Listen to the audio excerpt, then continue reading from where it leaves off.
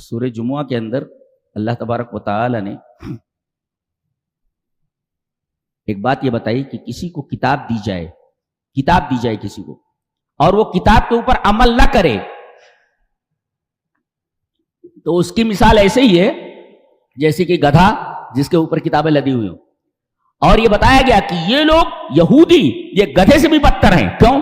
اس لیے کہ گدھے کے پاس تو فہم نہیں ہوتا نا، اس کو تو معلوم ہی نہیں کہ اوپر کیا چیز لدی ہوئی ہے، نافع ہے کہ زار ہے، نفع دینے والی۔ یہ گدھے سے بھی بدتر ہیں، اس لیے کہ یہ جانتے ہیں کہ اس کتاب کے اندر نفع بخش چیز ہے، مگر اس جاننے کے باوجود کہ اس میں نفع بخش چیز ہے، یہ اس کو ماننے کے لیے تیار نہیں ہے۔ تو یہ گدھے سے بھی بدتر ہے۔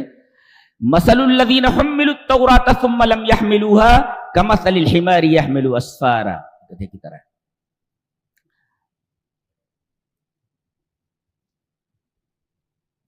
یہ آیت کریمہ جمعہ کی سورہ میں، سورہ جمعہ کے اندر کیوں لائی گئی؟ بعض مفسرین نے لکھا ہے خطیب کو بتانے کے لیے کہ تم تقریر تو کر رہے ہو، خطبہ تو دے رہے ہو، لیکن تم عمل بھی کر رہے ہو کہ نہیں اس کے اوپر؟ خالی لوگوں کو بتا رہے ہو، تم اس پر عمل کر رہے ہو کہ نہیں؟ اگر تم خالی بتا رہے ہو اس کے اوپر عمل نہیں کر رہے ہو تو تمہاری مثال وہی ہے۔ تم اپنے آپ کو اس آئینے میں دیکھو، اس عمل تمہارا ہے کہ نہیں؟ کہ خالی کتاب کی باتیں کر رہے ہو، اس کے اوپر تمہارا عمل ہے کہ نہیں؟ تم بھی گدھے کی طرح ہو۔ یہ جمعہ کے خطیب کو وارننگ دی جا رہی ہے اور اسے متنبہ کیا جا رہا ہے۔ اس کے بعد جمعہ کے مسئلے کے بارے میں آپ جان لیں یا ایھا الذین آمنوا اذا نودی للصلاۃ من یوم الجمعہ فاسعوا الی ذکر اللہ۔ بعض لوگ کہتے ہیں کہ دیہات میں جمعہ نہیں ہوتا۔ یہ بات بتائی گئی کہ جہاں بھی ایمان والے ہیں، چاہے وہ شہر میں ہوں، چاہے وہ قریے میں ہوں، چاہے گاؤں میں ہوں، سب ایمان والے ہیں، تو جہاں بھی ایمان والے ہیں ہر ایک کے اوپر جمعہ فرض ہے۔ اچھا، جمعہ کے مسائل میں سے ایک یہ ہے کہ نبی کریم صلی اللہ علیہ وسلم جمعہ پڑھا رہے ہیں، لوگ بیٹھے ہوئے ہیں، اچانک وہ دف بجاتے ہوئے ایک آدمی اعلان کر رہا ہے کہ ارے تجارہ، یعنی تجارت کا مال آ گیا ہے۔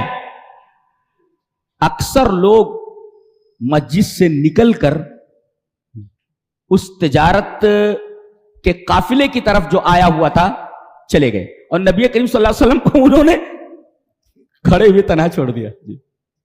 آپ تقریر کر رہے ہیں، جمعہ کا خطبہ دے رہے ہیں، اور ادھر تجارہ کا اعلان ہوا تو نبی کریم صلی اللہ علیہ وسلم کو چھوڑ کر کے وہ لوگ دنیا کی طرف چلے گئے۔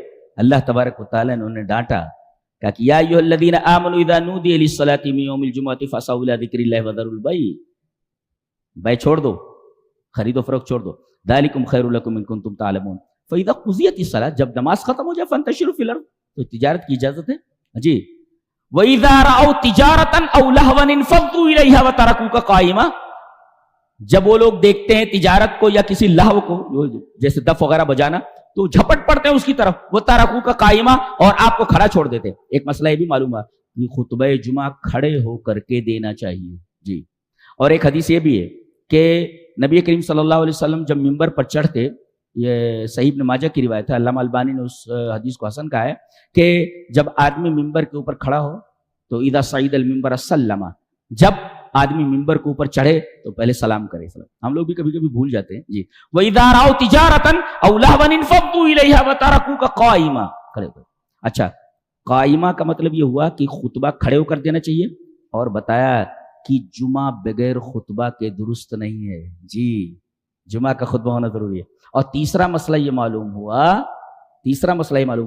کہ بغیر وضو کے جمعہ کا خطبہ نہیں دے سکتا جی، وضو ضروری ہے اس کے لیے، اور بغیر خطبے کے جمعہ درست نہیں ہے، صحیح نہیں ہے۔